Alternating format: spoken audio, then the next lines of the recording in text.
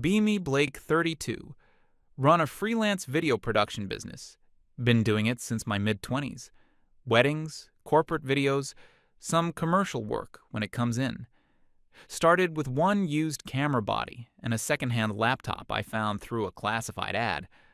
First couple of years were genuinely rough.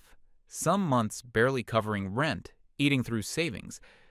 By the time I was 28, I'd built up a steady enough client base to feel like it was actually working. It's not the kind of job that impresses people at dinner parties. Shoot weddings for a living. Most people nod politely and change the subject. But I built every part of it myself, and every client I've found me through my own work. That matters to me in a way I don't need to explain. Met Jess at a mutual friend's birthday gathering, one of those low-key apartment parties where 15 people sit on rented chairs and pretend it's a dinner. She was on the other side of the room talking to someone and laughing. Not performing a laugh, not doing the thing people do when they want to look like they're having a good time, just genuinely laughing at something. I noticed her and eventually made my way over, and we ended up talking for a few hours. I missed most of the party just standing in that corner. Exchanged numbers before I left. Started seeing each other within a couple of weeks. Those first few months were good. She was warm, easy to be around, had real opinions about things, and actually listened when you talked back. She asked questions that weren't just social filler. I genuinely liked her. We'd make plans same day sometimes, just decide to go somewhere without a lot of build-up. I took her to a shoot once, a small commercial job, let her watch how it all worked. She asked a lot of questions, was genuinely curious about the technical side. I remember liking that she wasn't just politely interested, she actually wanted to understand it. She came to a few more after that, when I had jobs she could tag along on. We drove a lot at night, just talking. No destination, particularly. That was a good period. I'm not going to pretend it wasn't. Her mom, Sheila, came up in conversation pretty early. Within the first few weeks, I noticed Jess would reference Sheila's opinion on things pretty regularly. Small things, big things. What to do about a situation at work. How to feel about something that happened. Sheila's view got mentioned a lot. I figured it was just a close family thing. Some people are like that with a parent. Seemed normal. Met Sheila about 6 or 7 weeks into dating. Dinner at their place. It was a nice house, well-maintained, everything in a considered place, the kind of home that's been organized by someone who cares how it presents. Sheila was welcoming, offered food immediately, made conversation easily. But there was something underneath it, a particular quality to the way she looked at me. Not hostile, more like someone running an assessment, taking measurements. She asked about my work, what freelance actually paid, whether video production had long-term stability. I answered everything honestly, told her the income varied by season, that wedding season carried a lot of the year, that I had some corporate clients who evened things out. When I mentioned the seasonal inconsistency, she glanced at Jess. Brief? Probably not conscious, but I caught it. Her expression didn't shift afterward. She just moved the conversation somewhere else. By the end of the evening, she told me I seemed interesting and that she hoped things would work out for us. Interesting. Not warm, not impressive, just interesting. Jess texted me later that night to say her mom had liked me. I believed her. In hindsight, interesting was doing a lot of work in that sentence. But I was 28 and in the early months of something that felt real, not in the habit of reading between lines. Things progressed the way they do. We got more serious over the following months, moved in together after about a year of dating. The apartment was mine. I'd been there a few years and had my whole editing set up in the second bedroom. She moved her things over a couple of weekends, a few boxes at a time. We sorted the space out together, who gets which side of the closet, how the kitchen gets organized, whether the sofa goes left or right of the window. Normal couple friction, nothing serious. We worked through it. First year of actually sharing a space was mostly fine. We had disagreements, every couple does, but nothing that set off any kind of alarm for me. I thought we were doing the normal work of figuring out how to build a shared life. Somewhere during that period, I decided I wanted to marry her. I planned it out properly, bought a ring, thought it through carefully. I was genuinely happy about the decision, not anxious about it, just ready. She said yes, cried a little. I remember thinking, this is exactly what I want. We got married about a year later.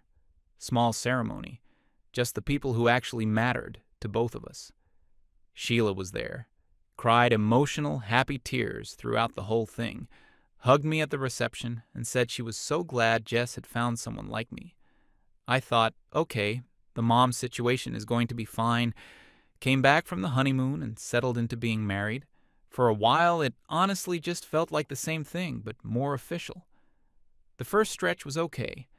Not perfect, nothing is, but okay. We took a long weekend trip early in that first married year, drove somewhere neither of us had been before.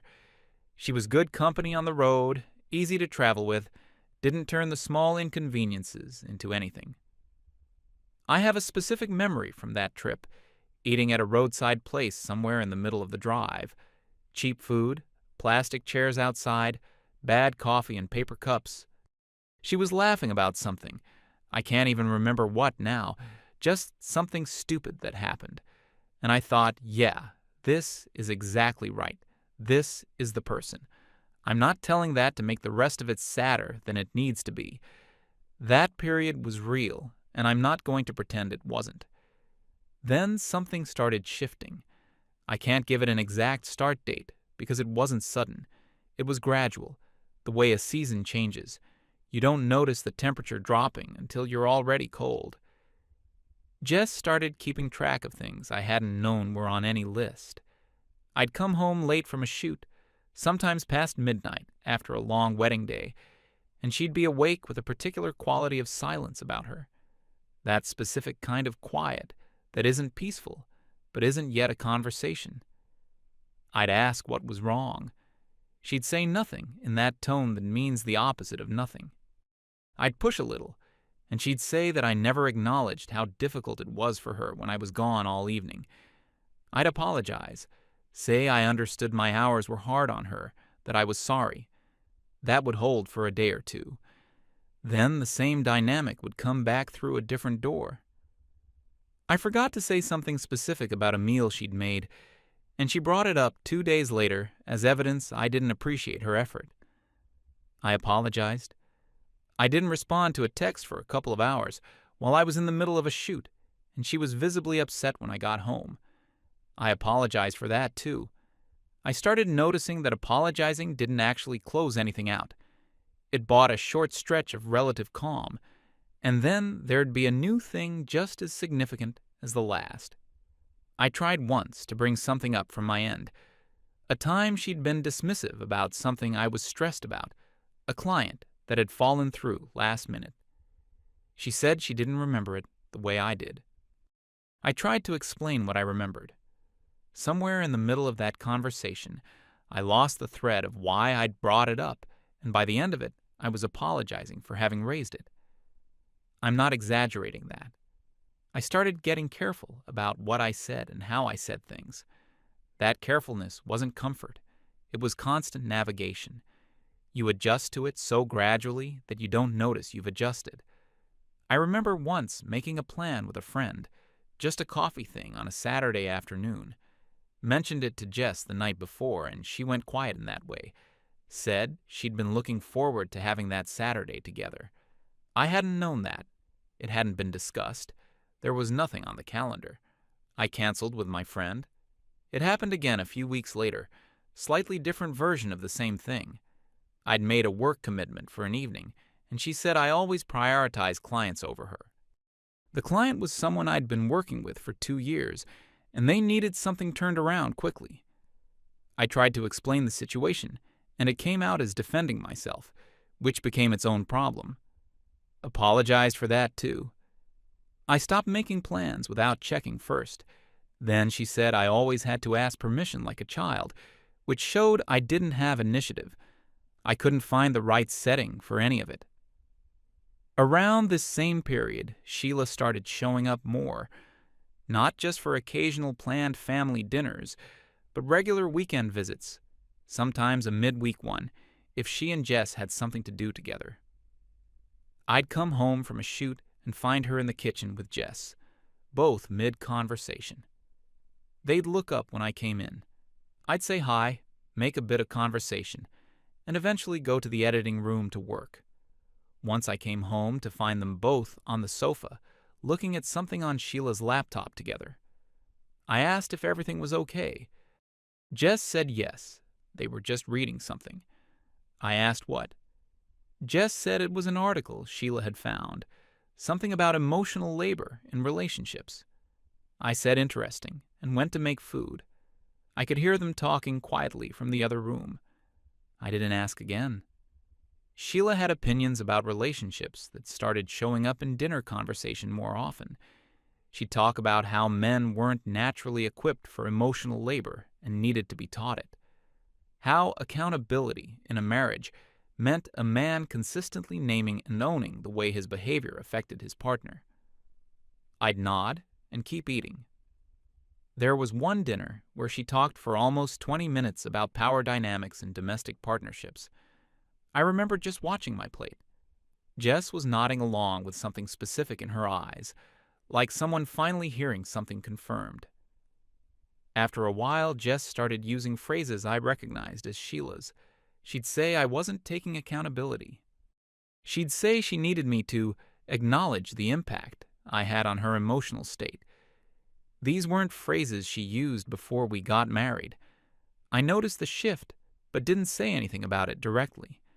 I mentioned it once, gently, said her language had changed a bit. She said she'd been doing some reading and thinking, that she was just trying to communicate better. I let it go. I asked once what specifically she needed me to acknowledge. She said that if she had to explain it to me, then I was already missing the point. I asked multiple times, in different ways, on different occasions, what I could do differently. When I tried the things she described, it came out as performative. When I pushed back gently, it was defensive. When I just listened without responding immediately, it showed I wasn't truly engaged. There was no reading I could put it on that came out as right. I want to be clear here that I wasn't a perfect husband. I worked long hours through busy stretches, and sometimes let the work take over the whole weekend. I got absorbed in projects and missed check-ins. I wasn't always good at recognizing when she needed me to be present instead of trying to fix things. These were real shortcomings, I'm not pretending otherwise, but there's a difference between genuinely adjusting for someone you love and indefinitely auditioning for your own home. That gap had been widening for a long time. Sheila was over for dinner more regularly by this point. She and Jess would often be mid-conversation when I got back, and I'd sit down and join whatever was being discussed. She was sharp in a lot of ways, knew a lot about a lot of subjects. But every road she took in conversation eventually passed through the same territory. Men and accountability, men and emotional availability, the weight women carried in heterosexual partnerships. I kept my thoughts to myself mostly. One evening, she got more specific than usual. She said she believed couples needed structured, regular check-ins to function well over time, that a husband needed to set time aside each week to name and acknowledge his contribution to whatever friction had built up between them. Jess was listening with focused attention. Then Sheila said she had a specific proposal. She thought I should sit down with Jess every Sunday and formally apologize. Work through the week, reflect on it, and acknowledge the ways I might have fallen short or caused unnecessary stress. She called it emotional accountability practice. She said she'd been reading about it and thought it was something progressive couples were doing. I put my fork down. I looked at Sheila and asked if she was being serious. Completely, she said, without a pause. I turned to Jess. She was nodding slowly beside her mother, like she'd been waiting for someone to say this out loud for a long time. She said quietly that she thought it could make a real difference, that she needed to feel like I was actually committed to the relationship. I sat with that for a moment. Then I said, "Give me a week to think about it." Sheila looked satisfied in that particular self-contained way she had, like a person already confident of the outcome. Jess smiled, more relaxed than I'd seen her in weeks. On the drive home, I kept thinking about that smile. It wasn't a smile at me. It was a smile at the situation, at getting something she'd been waiting for. There's a real difference between those two things. I lay awake that night and just thought quietly. No spiraling, no dramatic internal argument, just working through it. I thought about the Sunday apology arrangement as a concept. Every week, formally, go through what I'd done wrong. I tried to imagine sitting down and doing that. Tried to imagine what Sheila would look like across the room watching. Tried to imagine Jess's face as she received it. None of the images felt like a marriage. They felt like something else entirely. I tried to remember the last time Jess had actually apologized to me for something real. Not the reflex sorry when she walked in front of me, not a social nicety. An actual sit-down acknowledgement that she'd handled something badly and she knew it. I went back through the previous year as carefully as I could. I couldn't find one, not a single one. I didn't build a theory around that or turn it into something bigger than it was. I just noted it and eventually fell asleep. A few days later, I called a friend, someone I'd known since well before Jess was in the picture. We met for coffee at a place near his office. I gave him the whole thing over about 40 minutes, as plainly as I could manage.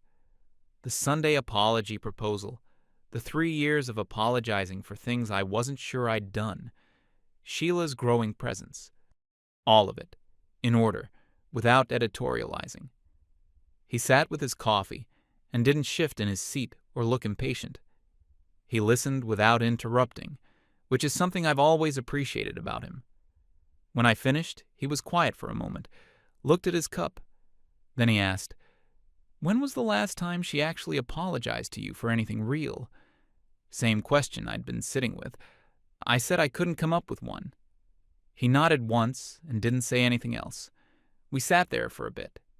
He ordered another coffee, and we talked about other things for a while before I left. That was the whole conversation. Sometimes one question is all you need from another person. Drove home, opened my laptop that evening, and started reading. Legal stuff. General information about what divorce looks like practically for someone in my situation. I wasn't in crisis mode doing this. I just wanted to understand the landscape. What I found was that freelance business assets documented clearly under sole trader registration are typically treated separately from marital assets. My camera equipment, business account, software licenses, all of it had been registered under the business going back years before Jess and I met.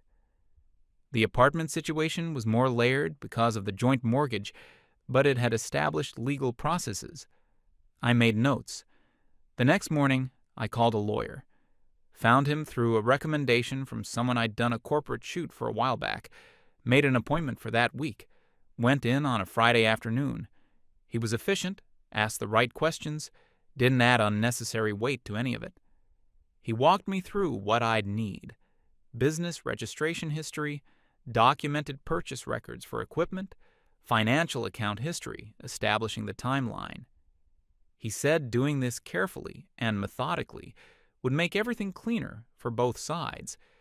I asked about realistic timeline, and he gave me a range. I said I wanted to move forward properly. He said that was the right approach. We booked a follow-up.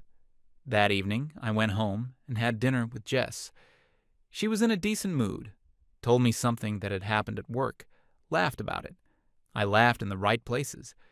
Everything on the surface was completely as it always was, because, from her perspective, it was. Over the next few weeks, I gathered what I needed. Business registration documents going back before we met, equipment purchase records, account histories.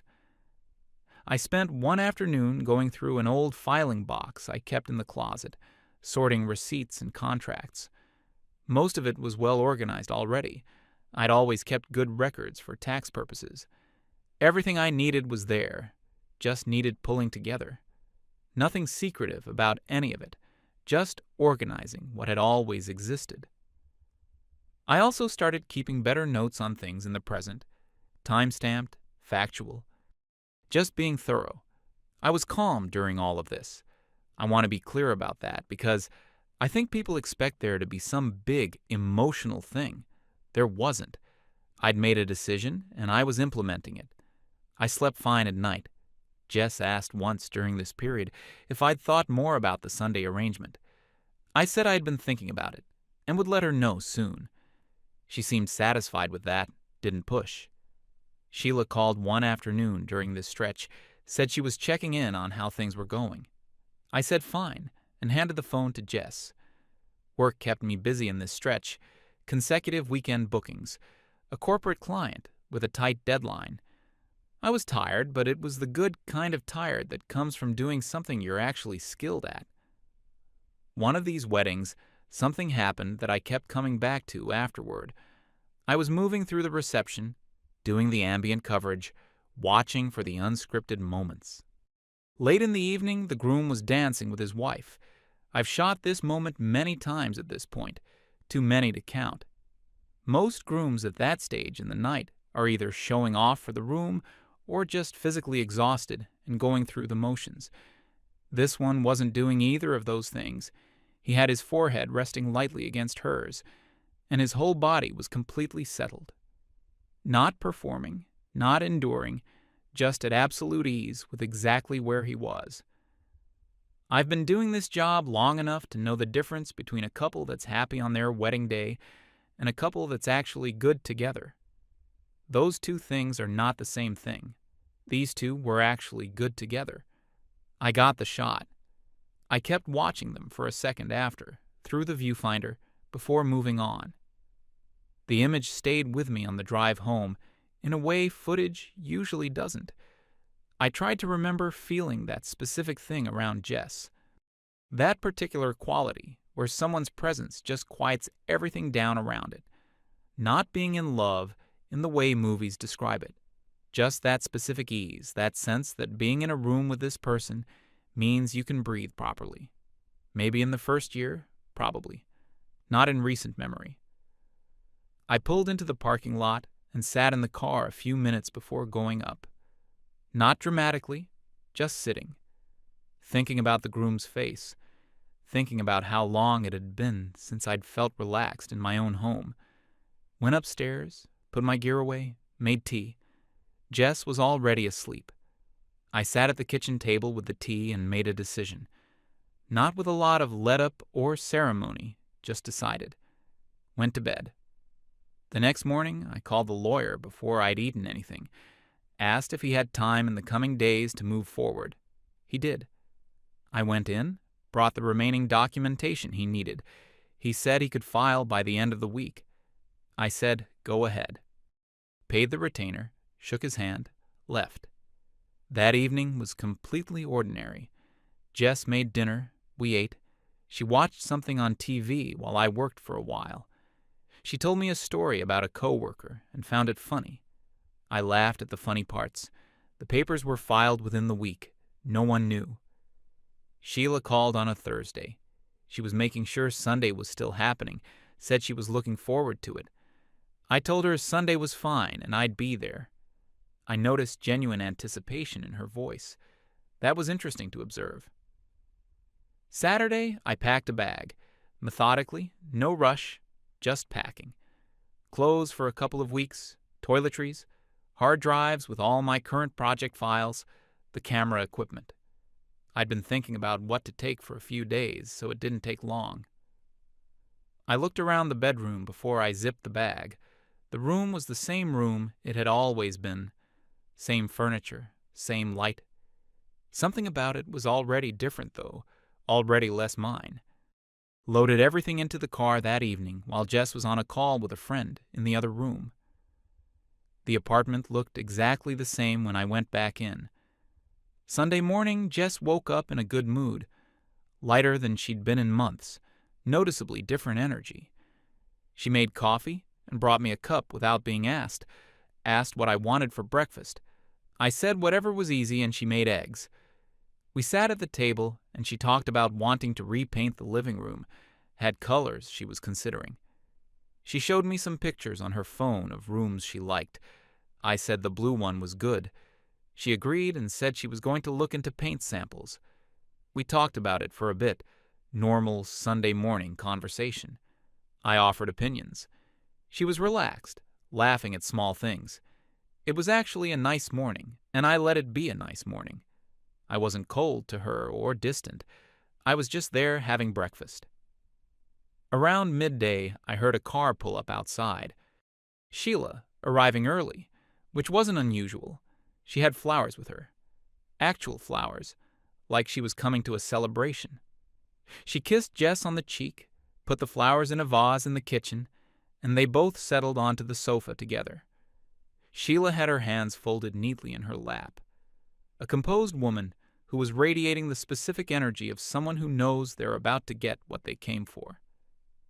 Jess sat beside her, upright, similar composure. I came in from the kitchen and sat in the chair across from them. The folder was on the coffee table in front of me. I'd taken it from my car that morning. Sheila started talking, said how glad she was that we were doing this, what an important step it was for the relationship. She said she was proud of both of us for taking it seriously. I let her finish completely. When she was done, I said, "You're right." I said that I'd thought about it seriously, and that I agreed completely that what we'd been doing wasn't working and that something needed to change. Sheila nodded. That contained satisfied nod. I slid the folder across the coffee table toward Jess. She looked at it for a moment, then picked it up and opened it. She read the top of the first page, then kept reading. The room went very quiet. Sheila was watching Jess's face. I was watching it too. Sheila asked what it was. Jess didn't answer right away. She turned to the second page, kept reading. She set the folder down carefully onto her lap finally, still looking at the page. Then she said very quietly that they were divorce papers. Sheila didn't move for a moment. Then she stood up fast enough that her purse slid off the arm of the sofa. She said I couldn't possibly be serious. I said I was completely serious and that everything had already been filed. She started going quickly, that I was throwing everything away, that Jess had worked so hard on this marriage, that I was walking away over a simple communication issue when they'd only asked for one small thing. I sat and let her go through it. When she ran out of immediate momentum, I said, "I've been accountable to this marriage for 3 years. I said the documentation existed, my lawyer had all of it, and the process was already in motion." Sheila looked at me and said this was textbook avoidance, that I was displaying exactly the kind of toxic male behavior she'd warned Jess about from the beginning. She said men like me couldn't face themselves, so we destroyed things instead. Jess still hadn't said anything. She was still looking at the folder in her lap. I turned to her and said I was sorry it had reached this point. I told her I'd meant it when we got married, that I'd gone into it with real intentions. But somewhere in the last couple of years, I'd stopped recognizing what we were. She looked up finally. Her voice came out quiet when she asked why I hadn't told her any of this. I said I'd spent a long time saying things that didn't seem to be landing. Her eyes got wet. Sheila jumped back in immediately, said I was reframing years of her daughter's emotional work as my own suffering, that I was doing what men do, which was to make themselves the victim to avoid taking responsibility. She said her daughter had given everything to this marriage, and I was throwing it away because I couldn't face my own patterns. I stood up. I said everything else was in the folder, and my lawyer's contact information was at the back. I picked up my keys from the side table, walked to the hall, picked up my jacket from the hook, opened the front door. Sheila said something else as I stepped outside, but I was already past it. Got in the car. pulled out of the drive and drove. Went to my friend's place. He'd known something had been building. I'd mentioned vaguely that things were in motion. He wasn't caught off guard when I showed up with a bag. He made food, put a plate in front of me, sat across the table. He didn't fill the silence with anything useful or useless. He just sat there and ate with me.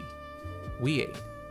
Eventually watched something on TV, some show neither of us had seen before. Neither of us tracked the plot. I slept on his sofa. That was fine. I lay there in the dark for a while before sleeping, not replaying the afternoon, just letting it sit. I didn't feel like I'd done something terrible. I felt like I'd done the thing I should have done earlier. Went to sleep. Texts from Jess started the next morning. Variations on disbelief and hurt, and questions about how long I'd been feeling this way without saying anything. Several across the day. One of them later said she'd spoken to her therapist, and that her therapist had confirmed this was a pattern of male emotional withdrawal and toxic avoidance used by men who couldn't face accountability. I read that one carefully. Put the phone down. Sheila had put something online. She didn't use my name, but she'd written about her daughter's husband walking away when asked to take basic responsibility in a marriage. She used the word coward and phrases about emotional manipulation and men who were allergic to accountability. She described the situation as a husband who had been gently guided toward basic decency and had responded by running. It was a thorough piece of work. I found out about it through a wedding planner I'd worked with several times over the years. She reached out to check on me after she saw it. I gave her the short version. She said she was sorry and that she'd worked alongside enough couples in her career to know when a story wasn't quite adding up the way it was being presented. She said Sheila's post hadn't fully added up to her. She'd keep recommending my work, as she always had, she said. That meant more than it might seem from the outside. One other person from the client's side reached out too, someone I'd done a corporate job for. He just said he'd seen something and wanted to say he hoped I was all right. I said I was, and thanked him. Both of those were short conversations, but they stuck with me. I let my lawyer know about the post. He said to document it and leave it for now, that public statements could become relevant if things escalated. I documented it and moved on. The legal process did its thing over the following months, civil in the practical sense. Jess had proper representation, and her lawyer was professional and reasonable to work with. The business assets went through their assessment, and the documentation I'd put together made the outcome straightforward. The apartment took longer because of the joint mortgage structure, but it had its process, and we followed it. Sheila tried to introduce some kind of emotional harm argument early on through Jess's lawyer. Her lawyer apparently had to explain to her that wasn't how asset division worked in practice. After that, the process mostly moved without significant drama. There were some tense exchanges through the lawyers over a couple of specific items. Nothing that became a real confrontation, just the back and forth of two people trying to get a fair outcome. Jess's lawyer was professional, and I respected that. We weren't enemies. We were just two people who'd made a mistake together and were unwinding it as cleanly as we could. I found a new apartment not far into the proceedings.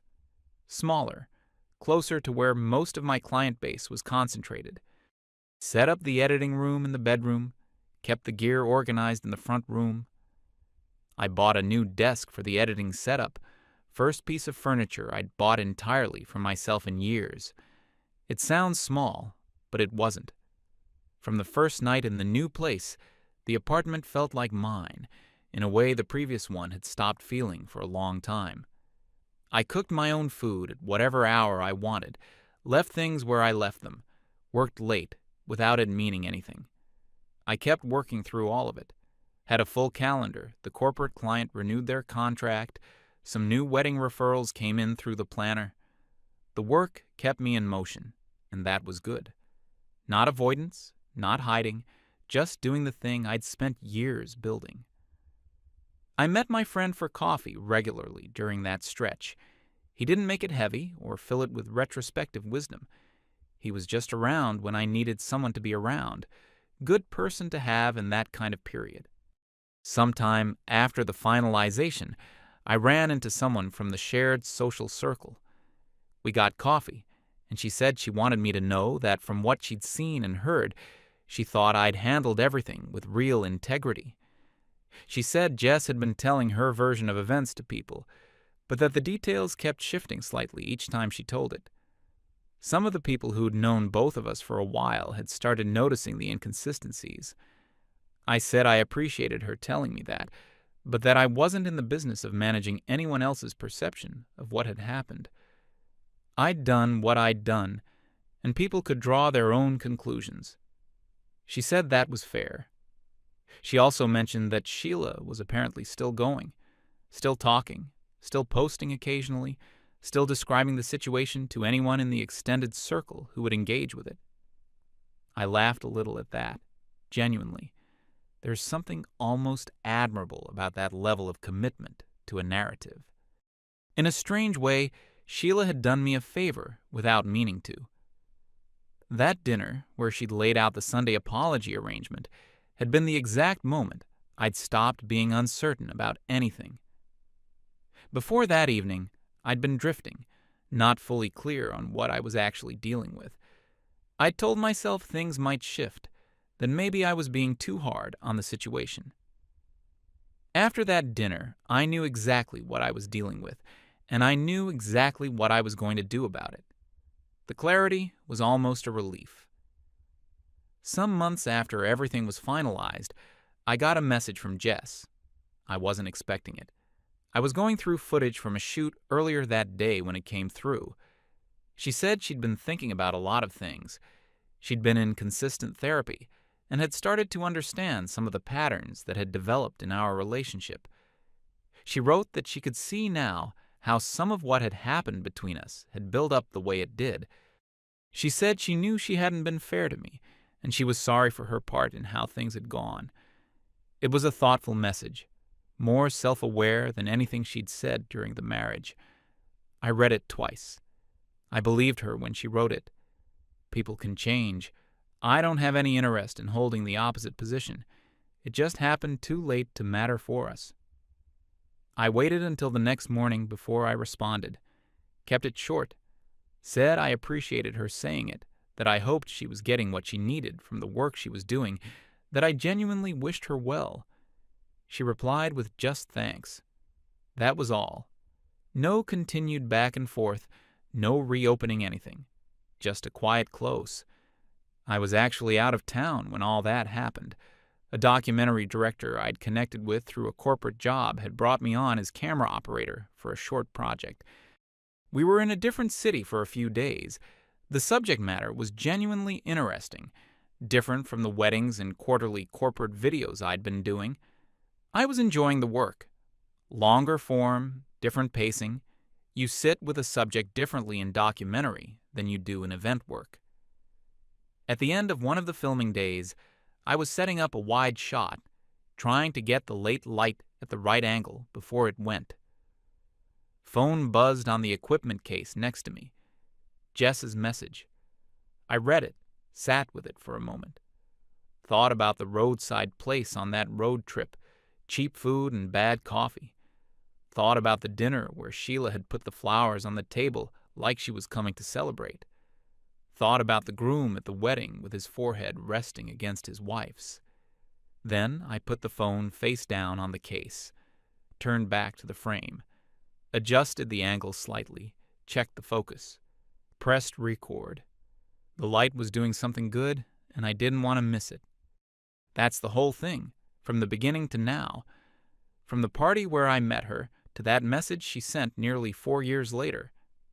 I don't have a clean summary of lessons or a list of things men should do differently. I'm not interested in being anyone's cautionary tale or their success story. What I have is a clearer sense of what I'm willing to accept than I had before. I know the difference between adjusting for someone and disappearing for someone. I know what it felt like to come home to a place that was mine again. The work is good. The equipment is mine. The apartment is mine. The calendar is full. I sleep fine. That's where things stand right now.